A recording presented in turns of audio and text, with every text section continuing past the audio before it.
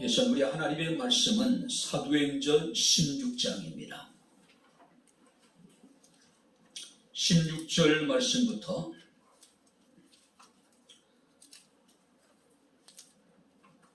우리 25절 말씀까지 제가 공독을 해드리도록 하겠습니다. 사도행전 16장 16절부터 25절 말씀까지가 되겠습니다.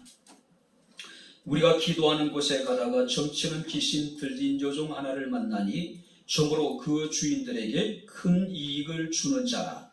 그가 바울과 우리를 따라와 소리질러 이르되 이 사람들은 지극히 높으신 하나님의 종으로서 구원의 길을 너희에게 전하는 자라 하며 이같이 여러 날을 하는지라. 바울이 심히 괴로워하여 돌이켜 그 귀신에게 이르되 예수 그리스도 이름으로 내가 네게 명하노니 그에게서 나아오라 하니 귀신이 즉시 나아오니라.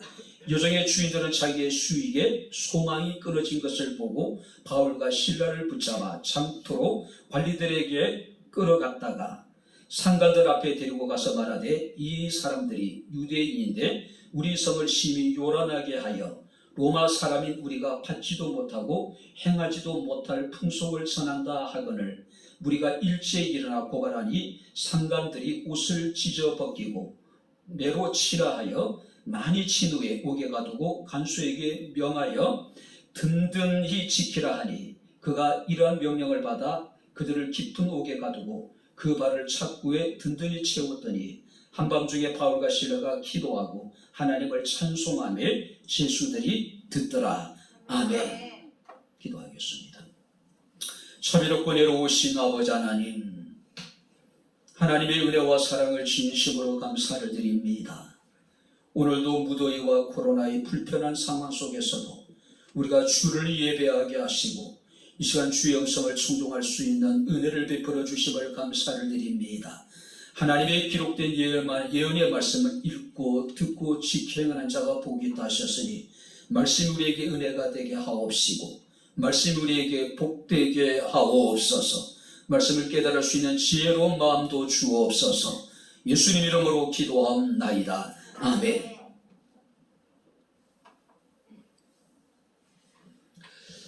할렐루야. 소양의 숲담 가운데 흐르는 냇물에서 돌을 치워버리면 그 냇물은 노래를 잃어버린다는 말이 있습니다. 흐르는 시냇물의 아름다운 노래는 곳곳에 박혀서 바로 물길을 막고 있는 바로 돌들 때문이라고 이야기를 합니다. 인류 역사도 마찬가지죠. 역사학자는 역사를 도전과 음전의 역사라고 이야기를 하고 있어요.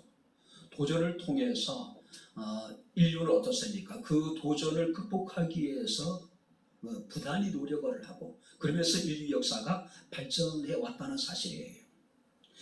우리 인생도 마찬가지입니다. 역경과 고난이라고 하는 상여물이 없다면 우리의 삶에 아름다운 감사와 찬양과 기쁨도 없을 것입니다. 그래서 우리가 시편 119편 67절에 시인은 노래하기를 고난 당하기 전에는 내가 그릇 행하였더니 이제는 주의 말씀을 지킨다라고 노래하고 있습니다.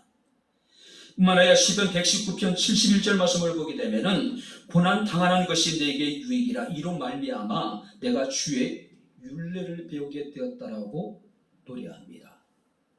그 욥이라고 하는 인물도 마찬가지입니다. 불같은 시험을 겪고 난 다음에 그가 놀라운 고백을 합니다. 내가 고난 이전에는 하나님에 대해서 기록만 들었는데 고난을 통해서 하나님을 눈으로 보게 되었다라는 놀라운 신앙의 고백을 하는 모습을 봅니다. 고난이 있었기 때문에 그들이 주의 율례를 깨닫게 되었고 고난이 있었기 때문에 주의 말씀을 지킬 수 있었고 고난이 있었기 때문에 귀로 듣는 신앙이 눈으로 목격하는 신앙으로 이렇게 성장할 수 있었다고 하는 사실이에요. 자, 오늘 본 말씀을 보게 되면은 사도 바울의 일행이 빌립보라고 하는 지역에 가서 바로 복음을 전하는 과정에 일어난 사건입니다. 바로 빌립보에서 이 바울은요 신접한 여인을 만나게 됩니다. 이 신접한 여인은 점을 통해서 자신의 주인들에게 큰 수익을 얻게 했던 여인이었습니다. 근데 이 여인이요, 내내 며칠 동안 바울 일행을 쫓아다니면서 이 사람들은 지극히 높으신 하나님의 종들인데 너희에게 구원의 길을 선포하는 자라고 이야기를 해요. 아무도 바울과 바울의 일행이 누구인지, 그들이 무엇을 하는 사람인지 알지 못했지만은 귀신 들린 이 여인은 바울의 정체가 누구인지, 그들이 무엇을 하는 자들인지를 정확하게 알고 있었다는 사실이에요. 자, 여러 날을 바울을 괴롭게 하므로 드디어 바울이 그 여인에게 이르기를 그리스도 이름으로 내가 내게 명하노니 그에게서 나오라고 명하였더니 그 여인 속에 있던 귀신이 여인에게 떠났다는 이야기예요. 자, 그런데 여기에 문제가 생겼습니다. 신접한 여인의 어떤 점술 행위를 통해서 많은 수익을 얻었던 이 여인의 주인들이 자신의 수익의 소망이 끊어진 것을 보고 바울과 그 일행을 붙잡아서 광장으로 끌고 갑니다. 그리고 관리들에게 또 그 상관들에게 고소를 합니다. 이 사람들은 유대인인데 우리 성을 심히 요란하게 하여 로마 사람인 우리가 받지도 못하고 행하지도 못할 풍속을 전한다라고 하는 제목이에요. 간단하게 이야기하면은 풍기문란죄라는 거예요. 그죠?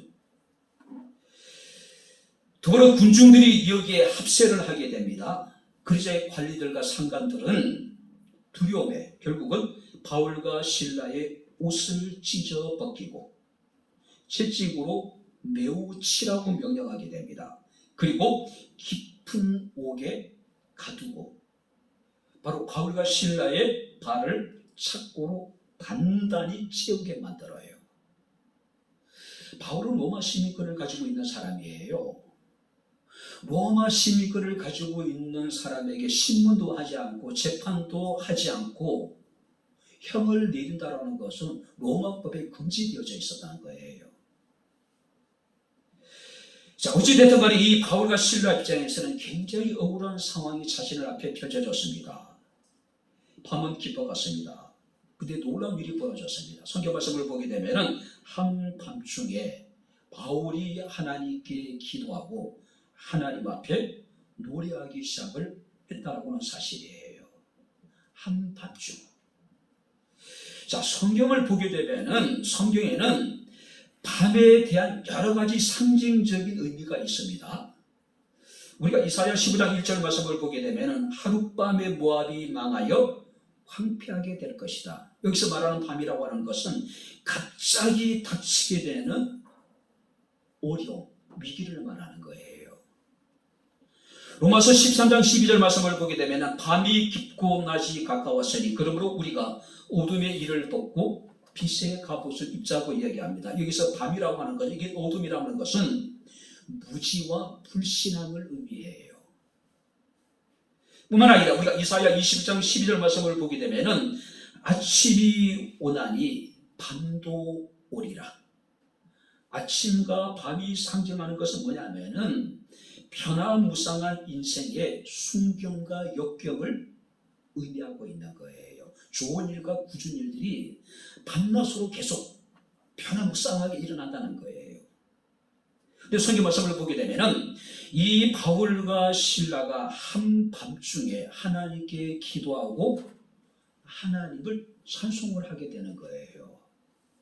오늘 시간 우리가 말씀을 통해서 한밤중에 불렀던 바울의 노래, 그의 일행들의 노래가 어떤 노래였을까? 우리가 불러야 될 바로 밤중에 부른 노래는 어떤 노래일까? 우리가 함께 말씀을 살피면서 함께 은혜를 나누는 시간을 갖도록 하겠습니다. 자, 먼저 한번 24절, 25절을 우리 다시 한번 같이 읽어보겠습니다. 그가 이런 명령을 받아 그들을 깊은 옥에 가두고 그 발을 착고에 든든히 채웠더니 한밤중에 바울과 실라가 기도하고 하나님을 찬송하며 실수들이 듣더라. 바울과 실라는요, 풍기문란죄로 인해 가지고 많은 매를 맞았습니다. 그리고 착고에 발이 채워져서 감옥에 던져지게 됩니다. 그것도 감옥은 깊은 감옥이라는 거예요. 지하 감옥을 의미합니다. 아마 밤이 깊어질수록 채찍에 맞은 상처는 더 큰 고통이었을 겁니다. 차가운 밤의 공기는 많은 매질을 당한 이 바울과 실라에게는 온 몸을 움츠리게 만드는 아마 말할 수 없는 고통이 계속 이어졌을 거예요. 이런 상황 속에서 기도나 찬송보다는 신음소리가 나올 수밖에 없는 그런 상황이었다는 사실이에요. 자, 그럼에도 불구하고 한밤중에 바울과 실라가 하나님께 기도하고 하나님께 찬송했더라고 성경에 기록하고 있어요. 바로 역경 속에 부르는 노래, 고난 속에 부르는 노래, 극한 환난 속에 부르는 노래, 바로 그 노래가 밤중에 불렀던 노래라는 거예요. 우리 인생에도 우리가 원하지 않는 그런 인생의 밤이 찾아올 수가 있죠. 짙은 어둠의 시간, 한참을 내다볼 수 없는 상황. 그래서 우리는 좌절하고 절망하고 때로는 낙심할 때가 얼마나 많은지 모릅니다. 내가 확신했던 그 원하는 일들이 제대로 이루어지지 않고 가족 내 서로 간에 어떤 갈등과 반목이 생기기도 하고 사랑했던 믿었던 사람으로부터 배신을 당하기도 하고 어이없는 모함을 당할 때도 분명히 있습니다. 바로 이러한 상황들이 우리 인생에 우리가 만나게 되는 한밤중이라는 거예요. 그런데 칼린 메닝거라고 하는 사람은 이런 이야기합니다. 나에게 일어난 사건이 중요한 것이 아니라 그 일어난 사건에 대하여 내가 어떻게 반응하느냐가 더 중요하다고 이야기를 해요. 이 메닝거라는 사람은 그런 얘기합니다. 나에게 일어난 사건보다 더 중요한 것은 내가 그 사건을 어떻게 해석하고 그 사건에 대해서 우리가 어떻게 반응하느냐는 거예요. 일어난 사건이 내게 미치는 영향은 10%에 불과하대요. 반면에 나머지 90%는 내가 그 사건을 어떤 시각으로 바라보고 어떻게 해석하고 어떻게 반응하느냐에 따라서 우리의 삶이 완전히 달라지게 된다는 이야기예요. 그러니까 우리가 정말로 견디기 힘든 일들, 이해할 수 없는 상황들, 정말로 당장 수입이 막혀버릴 것 같고 내 인생이 끝나버릴 것 같은 그런 일들이 내게 닥칠 수가 있어요. 하늘이 무너지는 것 같은. 그런데 실제적으로 그 일이 내게 미치는 영향은 10%에 지나지 않고 정말로 90%라고 하는 것은 내가 그 상황을 어떻게 바라보고 그 상황을 어떻게 해석하고 그 상황에 대해서 내가 어떻게 반응하냐에 따라서 내 삶이 완전히 달라질 수 있다는 이야기예요. 근데 대부분 많은 사람들은 이 10%에 매몰되어져 버리는 거예요. 우리가 믿음의 시각으로 어떤 사건을 바라보고 그것을 이해하고 해석하고 우리가 반응을 한다면 우리의 삶이 훨씬 더 달라질 수 있는데 우리는 작은 10%의 어떤 영향력 앞에 스스로 굴복해버릴 때가 얼마나 많은지 모릅니다. 내게 무슨 일이 일어나냐 그것이 중요한 것이 아니라 어떤 시각으로 바라보고 그것을 이해하고 해석하고 반응하냐는 이야기예요. 우리가 하박국서 3장에 보게 되면은 당시 시대적인 상황이 시시각각으로 다가오는 예루살렘의 멸망, 그 멸망을 앞두고 있는 상황입니다. 예루살렘의 멸망을 바라보는 선지자의 안타까운 심정이 이 하박국서에 그대로 기록되어져 있습니다. 변방에 들려오는 전쟁의 나팔 소리에 창자가 흔들리고 입술이 떨리고 뼈가 썩는 같은 두려움에 온몸이 사시나무 떨듯이 떨렸다라고 이야기를 하고 있어요.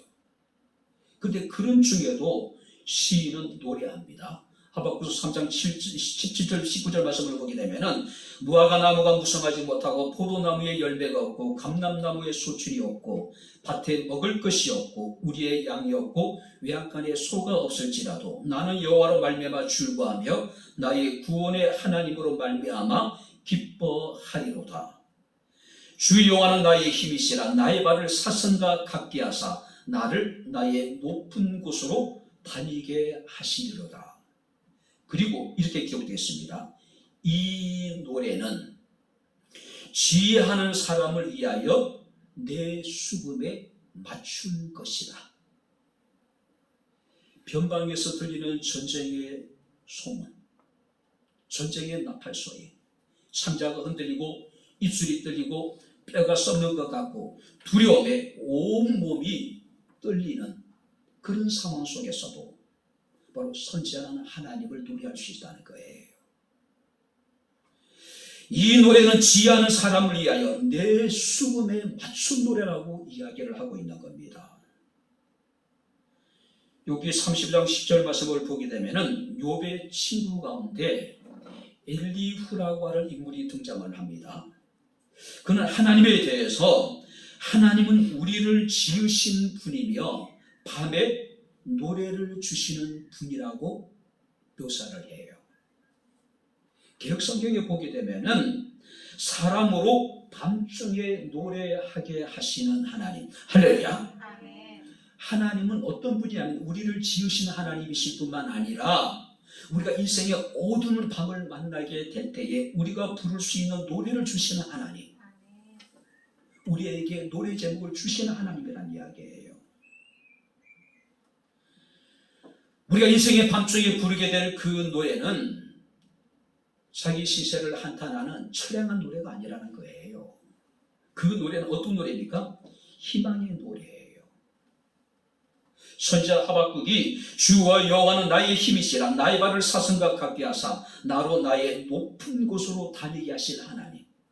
비록 모든 것을 다 잃어버리는 전무한 상황 속에서도 선지자가 불렀던 노래는 희망의 노래였어요. 희망의 노래. 우리가 고난과 시련 가운데서도 희망을 노래할 수 있는 사람이 될 수 있는 것, 인생의 한밤중에도 기도와 희망의 노래를 부를 수 있는 것은 바로 하나님이 우리를 지으신 분이고 그분은 우리에게 밤중에 노래하게 하시는 하나님, 노래를 주시는 하나님이기 때문에 하나님이 주시는 노래를 우리는 부를 수 있는 거예요. 그 노래는 희망의 노래예요. 희망의 노래. 밤중에 부르는 노래와 낮에 부르는 노래는 전혀 다릅니다. 서비전 목사님은 그런 얘기를 합니다. 밤중에 부르는 노래는 인간의 의지로 부를 수 있는 노래가 아니래요. 오직 하나님의 은혜로만 부를 수 있는 노래가 우리가 밤중에 부를 수 있는 노래라는 이야기예요. 칠흑같이 어두운 밤, 나에게 남은 것이라고 하는 고독과 외로움, 그리고 또 하나 남은 것이 있다면 처절한 실패와 눈물밖에 남아있지 않는 그런 인생의 어두운 밤에 무덤 같은 침묵을 깨고 우리는 희망을 노래할 수 있는 사람들입니다. 바울과 실라가 지금 그런 상황이에요. 애매히 많은 매를 맞았습니다. 그는 착고의 발이 채워지게 되고 깊은 감옥에 던져졌어요. 상관들이, 관리들이 어떻게 합니까? 든든히 지키라고 이야기를 해요. 그만큼 그들이 아주 중한 범죄자로 지금 취급을 받고 있는 거예요. 앞을 내다볼 수 없는 절망적인 상황, 코로나로 인하여서 이 어려움이 언제 끝날지 알지 못하는 상황이 계속 되어주고 있습니다. 사람들은 원망하고 불평할지라도 그럼에도 불구하고 희망을 노래할 수 있는 사람, 하나님이 우리에게 주신 노래를 부를 수 있는 사람, 우리 백향목교회 사랑하는 모든 성도들이 될 수 있기를 주의 이름으로 축원합니다. 한밤중에 불렀던 노래는 역경 속에서, 고난 속에서, 환난 속에 부른 노래라는 사실이에요. 두 번째, 여러분들이 22절부터 한번 말씀을 보겠습니다. 22절 다 같이 읽겠습니다. 무리가 일제히 일어나 고발하니 상관들이 옷을 찢어 벗기고 매로 치라 하여 많이 친 후에 옥에 가두고 간수에게 명하여 든든히 지키라 하니 24절입니다. 그가 이러한 명령을 받아 그들을 깊은 옥에 가두고 그 발에 착고를 든든히 채웠더니 25절입니다. 한밤중에 바울과 실라가 기도하고 하나님을 찬송하며 제수들이 듣더라. 상관들이 옷을 찢어 벗기고 매로 치고 그 다음에 발에 착고를 채우고 깊은 감옥에 던지라. 여기서 든든히 지키라고 하는 것은 실수 없이 안전하게 지키되 반복적으로 계속해서 지키라. 아니, 바울과 실라가 도대체 무슨 중한 죄를 지었기에 신문도 없이 정당한 재판 절차도 거치지 않고 매를 치고 발을 착고에 채워서 깊은 감옥에 던졌다. 그리고 감옥을 경비하는 군사들에게 든든히 지켜라. 실수 없이 안전하게 지키되 반복해서 계속해서 지키라는 이야기예요. 하나님의 은혜로 빌립보를 갔었습니다. 바울의 어떤 그 감옥을 이렇게 들여다볼 수 있는 기회가 있었어요. 수천 년 역사가 지났기 때문에 많이 훼손되기도 했겠죠. 그러나 그 형태는 그대로 보존되어져 있더라고요. 일반적으로 우리가 아파트에 그 안방보다는 작은, 그렇게 크지 않는 규모의 그런 이제 방이더라고요. 바울이 어떤 심정으로 저곳에 앉아 있었을까? 많은 배를 맺고 차가운 감옥에 던져졌던 바울의 심정이 어떠했을까? 제가 만약에 그곳에 던져져 있다면 나는 그 상황을 어떻게 이해하고 어떻게 받아들였을까? 충분히 원망할 수 있는, 충분히 불평을 할 수 있는 상황이에요. 자, 바울의 입장에서는요, 자신이 왜 이런 대우를 받아야 되는지, 자신이 이렇게 많은 매를 맞고 착고에 채워져서 깊은 차가운 감옥에 던져져야 되는지 이해할 수 없는 상황이에요. 자, 그럼에도 불구하고 바울은 밤중에 하나님께 기도하고 하나님께 찬송했다는 사실이에요. 우리가 살다 보면 이해할 수 없는 일들이, 납득이 되지 않는 일들이 참 많이 있잖아요. 그럼에도 불구하고 지금 바울과 실라는 하나님께 기도했고 하나님을 찬송했다는 이야기예요. 사도 바울은 바나바와 더불어서 1차 전도 여행을 마쳤습니다. 그런데 2차 전도 여행을 계획하는 과정에 있어서 바나바의 조카였던 마가의 문제로 인하여서 두 사람이 충돌을 해요. 그리고 두 사람이 갈랐어요. 바나바는 자신의 조카였던 마가를 데리고 가고, 바울은 실라와 누가와 함께 이제 다른 선교 여행을 떠나게 됩니다. 원래 그들의 계획이 뭐냐면은 터키의 그 내륙 지방인 소아시아 지역에 가서 복음을 전하는 것이었어요. 그런데 성경 말씀을 보게 되면은 성령이 아시아에서 말씀을 전하지 못하게 하셨다라고 6절에 기록하고 있습니다. 또 7절 말씀을 보게 되면 예수의 영이 허락하지 아니했다고 얘기를 해요.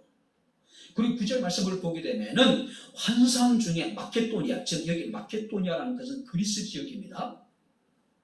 그러니까 지금 바울이 가고자 했던 곳은 터키, 소아시아 지방이었고, 바울이 환상 중에 본 사람은 바로 에게해를 건너서 있는 유럽 대륙의 마케도니아, 그리스를 말하는 거예요. 마케도니아 지역의 사람이 환상 중에 나타나서 건너와서 우리를 도우라고 이야기를 해요. 그래서 바울의 일행이 하나님이 저 사람들에게 복음을 전하라고 부르신 줄 확신하고 에게해를 건너서 유럽 대륙으로 넘어가요.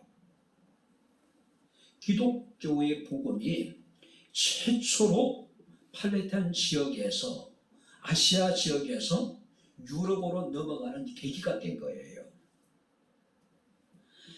바울은 그곳에서 누디아라고 하는 여인을 만나게 됩니다. 유럽의 최초의 교회가 세워지게 돼요. 그리고 이제 계속해서 바울은 빌보 지역을 다니면서 복음을 전하게 됩니다. 그런데 왜 내가 지금 이런 핍박을 당해야 되는지, 내가 왜 이렇게 많은 매를 맞고 착고에 채워져서 차가운 감옥 바닥에 던져야 되는지 도저히 이해할 수 없어요. 그죠? 그럼에도 불구하고 이해할 수 없는 상황 속에서도 바울은 한밤중에 하나님께 기도했고 하나님께 찬양했던 모습을 우리가 보게 됩니다. 충분히 원망할 만한 상황 아닐까요? 충분히 누구든지 불평할 만한 상황이 아닐까요? 온전히 하나님의 말씀에 순종하여 내가 여기까지 왔는데 지금 왜 이런 일이 내게 닥쳤는지 이해할 수 없는 상황이에요. 욥기 1장 1절부터 3절 말씀을 보게 되면은 우스 땅의 욥이라 불리는 사람이 있었는데 그 사람 욥은 온전하고 정직하여 하나님을 경외하며 악에서 떠난 자더라. 이 사람은 동방 사람 중에 가장 훌륭한 자라. 이 훌륭하다는 이야기는 가장 영향력 있는 사람이었다는 이야기예요. 뿐만 아니라 하나님도 욥에 대해서 그와 같이 온전하고 정직하여 하나님을 경외하며 악에서 떠난 자는 세상에 없다라고 인정을 해요. 세상에 둘도 없는 온전한 믿음의 사람이었다는 이야기예요. 정직했던 사람이에요. 온전한 사람이었어요. 그런데 어느 날 무시무시한 환란이 욥에게 닥칩니다. 갑자기 스바 사람들이 나타나서 욥의 농작물을 다 약탈해 가버려요. 그리고 연이어 갈대 사람들이 나타나서 욥의 낙타들을 약탈해 갑니다. 그리고 하늘에 불이 내려서 바로 욥의 양들과 또 종들을 불살라 버려요. 갑자기 강한 바람이 불어서 집이 무너져서 욥의 10명의 자녀들이 하루아침에 죽임을 당해요. 욥은 심각한 중병이 들어서 말할 수 없는 고통을 당합니다. 설상가상으로 그의 사랑했던 아내조차도 욥을 떠나서 어디론가 사라져버려요. 욥은 왜 자신이 이런 고난을 겪어야 되는지, 왜 이런 고난이 자신에게 닥쳤는지 욥은 전혀 이해할 수 못해요. 이 고난이 끝날 때까지 욥은 끝까지 그것을 알지 못해요. 물론 욥도 우리와 같은 연약한 인간임은 분명합니다. 그러나 이 정도의 고난을 당할 정도로 욥이 불의한 사람이었거나 악한 죄인이 아니었다는 이야기예요. 욥은 이해할 수 없는 고난을 겪습니다. 도저히 스스로는 감당할 수 없는 인생의 어두운 밤을 만나게 돼요. 그러나 욥은 이해할 수 없는 고난 중에도, 환난 중에도 하나님을 노래합니다. 욥기 19장 26절 말씀을 보게 되면은 내가 이 가중을 벗은 후에 육체 밖에서 하나님을 뵙게 될 것이라고 이야기를 해요. 더 이상 살아서는 자기 아무런 희망이 없다는 이야기예요. 내가 죽어서나 하나님을 볼 수 있게 될 것이라고 지금 이야기할 정도예요. 그만큼 욥이 겪었던 고난이 크고 중요하다는 이야기죠. 이와 같은 고난을 우리가 단 하나만 당해도 우리는 견딜 수 없을 거예요. 그죠? 제정신으로 살기 힘들었을 거예요. 욥은 그러하지 않았습니다. 오늘 그 성경 말씀을 보게 되면 욥기 1장 20절 21절에 보면은 욥이 일어나 겉옷을 찢고 머리털을 밀고 땅에 엎드려 예배하며 내가 모태에서 알몸으로 나왔은즉 또한 알몸으로 그리로 돌아가올지라. 주신 이도 여호와시오 거두신 이도 여호와이시오니 여호와 이름이 찬송을 받으실지니이다. 이 모든 일에 욥이 범죄하지 아니하고 하나님을 향하여 원망하지 아니하니라.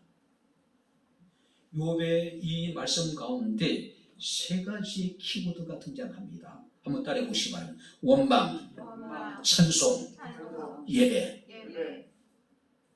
이해할 수 없는 고난을 당해요. 욥은 자신의 전부를 잃어요. 욥에게 남아있는 것은 아무것도 없어요. 이제 가죽밖에 남지 않았습니다. 내가 이 가죽옷을 벗은 후에는 내가 육체 밖에서 내가 하나님을 보게 될 것이라고 이야기할 정도로 상황이 처참한 상황이었어요.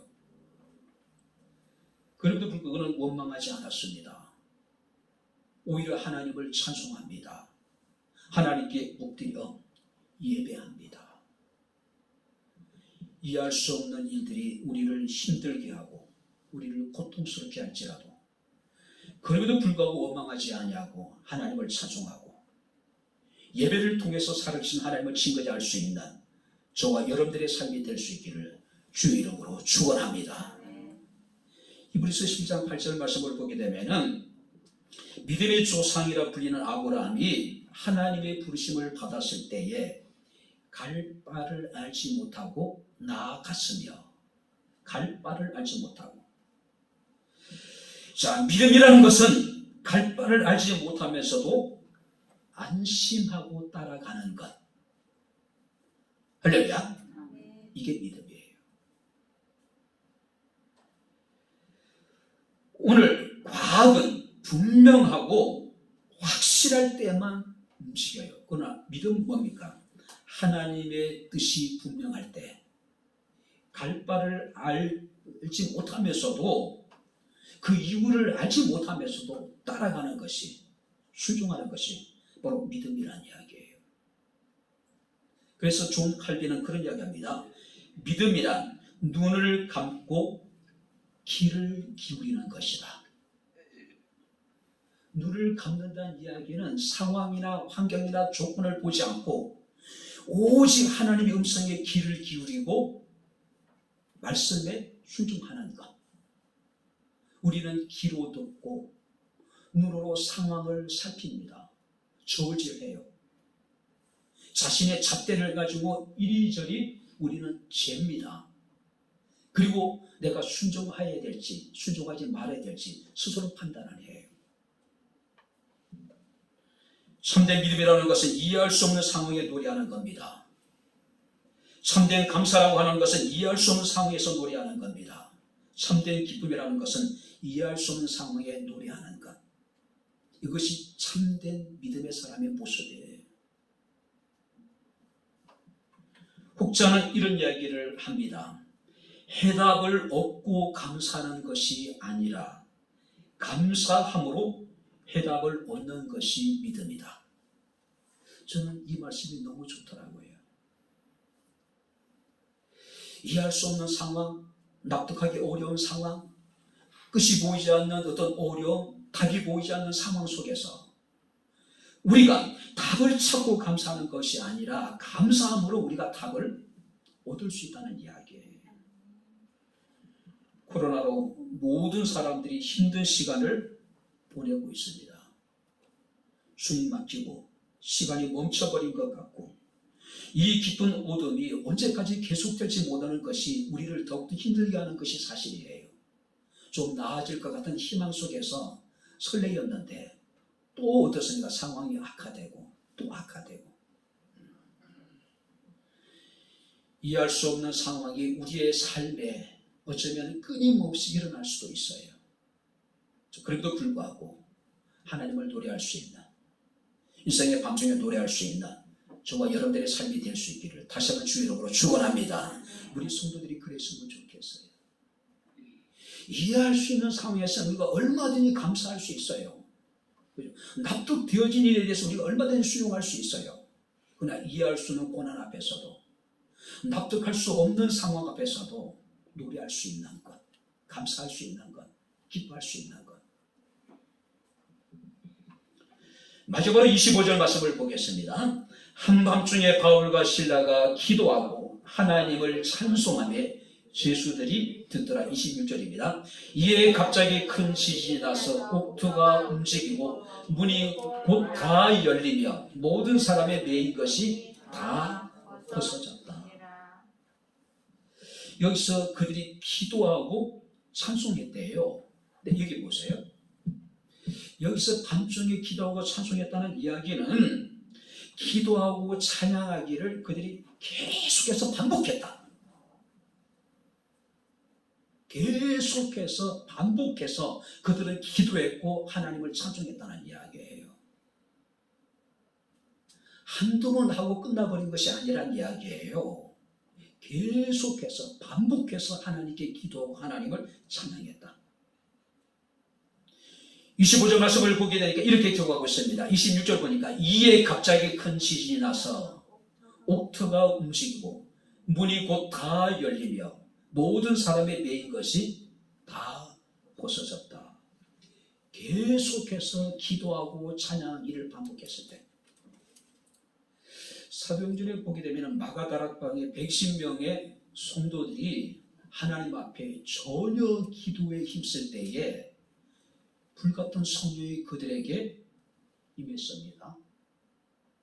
전혀 기도에 힘쓰다는 얘기는 오직 그들이 기도하는 일에 전무했다는 얘기예요. 기도하고 또 하고 또 하고 또 했을 때 주의 성령이 그들에게 임했다는 사실이에요. 오늘 성경 말씀을 보게 되면 이 바울과 실라가 밤중에 하나님께 기도하고 찬송하기를 계속해서 반복해서 했다는 이야기예요. 그랬더니 성경 말씀을 보니까 죄수들이 다 듣더라. 자, 여기서 들었다는 이야기가 굉장히 중요한 의미를 가지고 있습니다.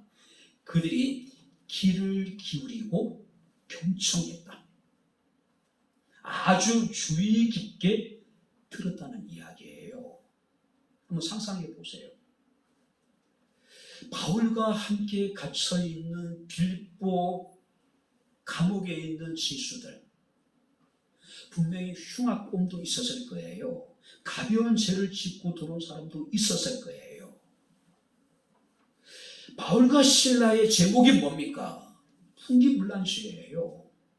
듣지도 못하고 행하지도 못할 이상한 풍서를 지금 그들이 선하고 있다는 이야기예요. 그렇죠? 근데 그들이 감옥에 갇혔습니다. 감옥에는 이미 수많은 죄인들이 그곳에 아마 수감되어져 있었을 거예요. 아마 감옥에 갇혀있는 사람들도 바울과 실라 일행에 대해서 관심을 가졌을 거예요. 모진 매를 맞고 착고에 지져서 감옥에 던져진 바울과 실라를 보면서 그들은 어떤 생각을 했을까요?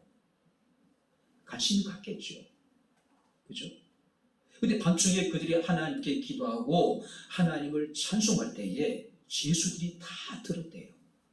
언제부터인지 모르지만 그들이 귀를 기울이기 시작합니다.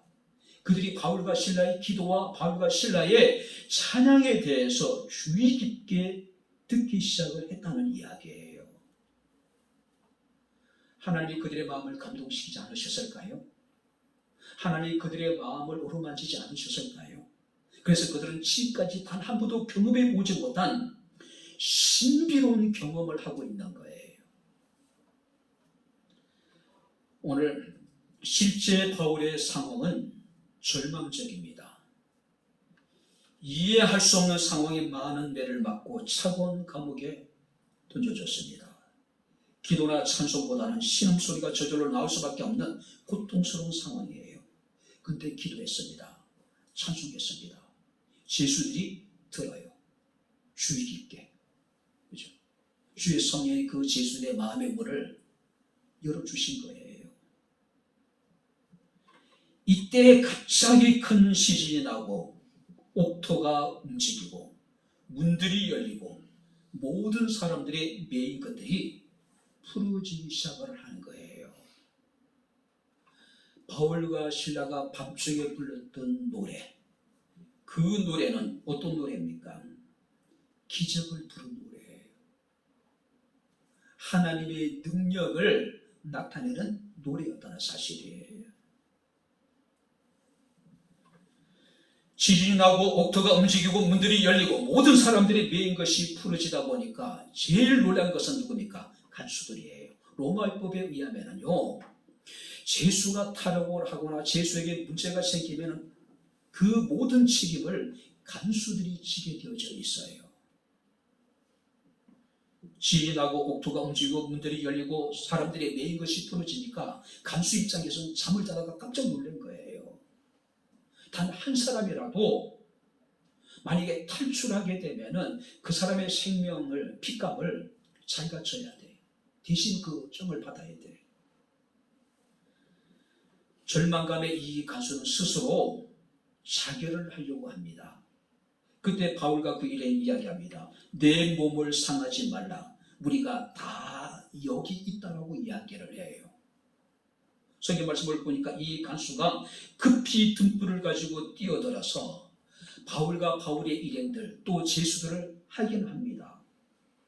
그러고 난 다음에 그는 선생님들이여 내가 어떻게 하여야 구원을 받겠습니까? 라고 물어요.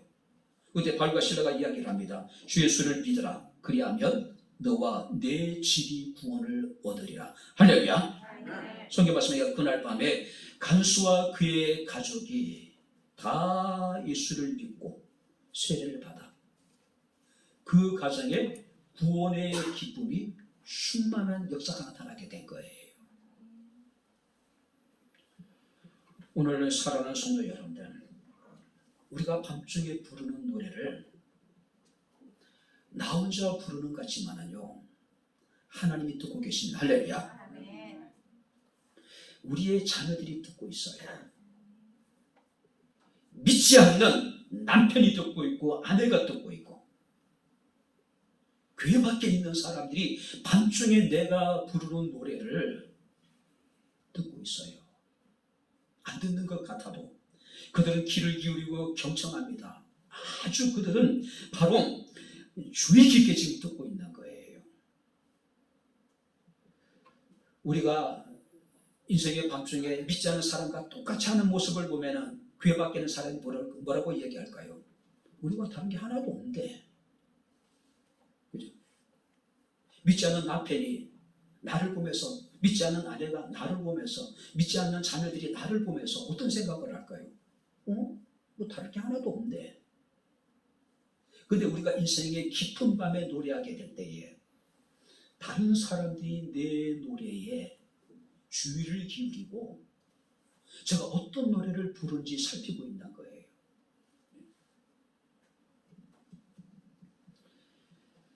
바울은 이해할 수 없던 일이었습니다. 지금까지 도저히 납득할 수 없는 상황이에요. 알 수 없는 문제들이 지금 끊임없이 이어져요. 마음의 한구석에 의심이 없었을까요? 그런데 그가 한밤중에 기도하고 한밤중에 하나님을 찬송할 때에 그 노래 가운데 하나님의 능력이 나타났어요. 그 순간 바울의 모든 문제들이 다 해결된 거예요. 이해할 수 없는 상황, 납득되지 않았던 그 일들, 알 수 없는 문제들, 모든 것이 다 해결되어 버리는 거예요. 서양 격언에 밤은 좋은 생각을 준다. 자, 여기 보세요. 인생의 어두운 밤을 만나게 될 때 우리는 많은 생각을 하죠. 부정적인 생각하는 사람도 있어요. 극단적인 생각하는 사람도 있습니다. 그러나 밤은 예수 그리스도를 믿는 사람들에게는 좋은 생각을 준대요. 할렐루야. 좋은 생각. 아무리 이해할 수 없고 납득할 수 없는 상황이 내게 닥치더라도 우리가 그 인생의 어두운 밤에 하나님은 우리에게 좋은 생각을 준대요. 또 그런 얘기가 있죠. 역사는 밤에 이루어진다. 인생의 어두운 밤을 통해서 인류의 역사가 도전과 응전의 역사라고 말씀드렸죠. 우리 개개인의 삶도 마찬가지입니다. 밤을 통해서 하나님께서는 바로 역사를 만들어 가시는 거예요. 밤이. 근데 많은 사람들은 밤에 멍 때리는 사람들이 얼마나 많은지 몰라요. 이 좋은 밤에 그 밤 시간을 호투로 보내는 사람들이 얼마나 많은지 몰라요. 우리가 시간적으로 어떤 밤에 어떤 사람들은 어떻습니까? 밤잠을 이루지 못하고 원망하고 불평하고 좌절하고 절망하고, 그죠? 분노하고. 밤은 좋은 생각을 많이 준다고 이야기합니다. 역사는 밤에 이루어진다고 이야기하고 있어요. 인생의 밤뿐만 아니라 우리의 하루하루의 날들 속에서 우리가 만나게 되는 그 밤도 우리에게 정말로 좋은 시간이 되었으면 좋겠어요. 그런데 그 긴 밤을 엉뚱한 곳에 시간을 허비한 사람들이 얼마나 많은지 몰라요. 청년들도 마찬가지예요. 밤새 게임을 하고 밤새 먹고 마시고 밤새 우리가 미친 듯이, 그죠? 클럽에 가가지고 춤을 추고 새벽에 지친 몸으로 그때 전철을 오르면서 토해내고, 그죠? 그 좋은 밤인데 그 좋은 것을 생각하게 하고 바로 역사는 밤에 이루어지는데 그 밤을 우리가 호투로 보내서는 안 되는 거예요. 한밤중에 부르는 노래에는 능력이 있었습니다. 감옥의 터가 움직였고 옥문이 열리고 메었던 것들이 풀어지게 되고 바로 간수의 가정이 구원을 받는 기적이 일어났습니다. 우리가 노래할 때 우리를 얽매고 있는 모든 삶의 문제가 풀어질 수 있다는 사실을 믿으시기 바랍니다. 할렐루야. 찬송에는 능력이 있는 거예요. 예전에 주일학교 아이들에게 함께 불렀던 노래가 있습니다. 찬송을 부르세요. 찬송을 부르세요. 놀라운 일이 생깁니다. 찬송 부르세요. 한번 불러볼까요? 찬송을 부르세요. 찬송을 부르세요. 놀라운 일이 생깁니다. 찬송 부르세요. 할렐루야. 찬송을 부르면 좋은 일이 생긴다는 거. 할렐루야. 밤중에 우리가 찬송할 때에 비록 이해할 수 없고 납득되기 어려운 상황이지만은 하나님은 찬송할 때, 우리가 노래할 때 좋은 일이 일어나게 하십니다. 할렐루야. 제 말씀을 마치도록 하겠습니다. 두 종류의 그리스도인이 있습니다. 첫 번째는 문제면은 고난 가운데 문제를 안고 원망하고 불평하고 그 문제를 키워나가는 사람. 자꾸 문제를 재학대해 나가는, 재생산해 나가는 거예요. 반면에 어떤 사람들은 노래하고 찬송함으로 아예 문제를 녹여버리는 사람도 있어요. 여러분들은 어떤 사람들입니까? 문제를 확대 재생산하는 사람들은 무슨 일을 만나도, 어디에 갖다 놔도, 누구를 만나도 그들은 문제를 계속해서 재확대하고 재생산해 나가요. 그리고 문제 앞에 자신이 나중에 매몰되어져 버려요. 반면에 감사하는 사람은, 찬송하고 기도하는 사람들은 문제를 아예 녹여버려요. 문제 자체를 완전히 어떻습니까? 묻어버려요. 우리는 한밤중에 희망을 노래하는 사람들이에요. 이해할 수 없는 일들이, 납득하기 힘든 일들이 우리에게 놓여있을지라도 우리가 기도하고 우리가 노래할 수 있는 사람입니다. 기도를 통해서, 노래를 통해서 아예 문제를 우리가 녹여버리는 거예요. 파괴시켜버리는 거예요. 이사야 43장 21절에 이 백성은 내가 나를 위하여 지었나니 나의 찬송을 부르게 하려 함이라고 말씀을 하고 있습니다. 히브리서 13장 15절 말씀을 보니까 항상 찬송의 제사를 하나님께 드리자라고 말씀을 하고 있습니다. 아무리 뜨거운 물이 펄펄 끓더라도 티백은 어떻습니까? 물속에 들어가면 더욱더 진한 맛을 냅니다. 구수한 맛을 내요. 아무리 현실이 어렵고 힘들더라도 밤중에 노래를 부를 수 있는 사람들은 그 문제를 통해서 오히려 자신의 신앙의 참맛을, 자신의 신앙이 참으로 진국인 것을 증거할 수 있는 기회로 삼는 사람들입니다. 밤중에 부르는 노래는 능력이 있습니다. 메인 것을 푸는 능력, 영혼을 구원하는 능력이 있습니다. 어두운 인생의 밤중에도 그럼에도 불구하고 하나님을 노래할 수 있는 우리 백현목회 사랑하는 모든 성도들이 될 수 있기를 주의 이름으로 축원합니다. 기도하겠습니다. 하나님 아버지, 하나님의 은혜와 사랑을 진심으로 감사합니다. 인생을 사는 동안에 이해할 수 없는, 납득하기 힘든 일이 있을지라도 그럼에도 불구하고 인생의 한밤중에 하나님께 기도하고 하나님을 노래할 수 있는 주의 사랑하는 모든 성도들이 되게 하옵소서. 노래할 때 우리의 삶에 매인 것이 부러지는 역사 나타나게 하시고, 우리가 노래할 때에 우리를 사랑하는 영혼들이 구원받는 놀라운 역사가 나타나게 하옵소서. 예수님 이름으로 기도하옵나이다. 아멘.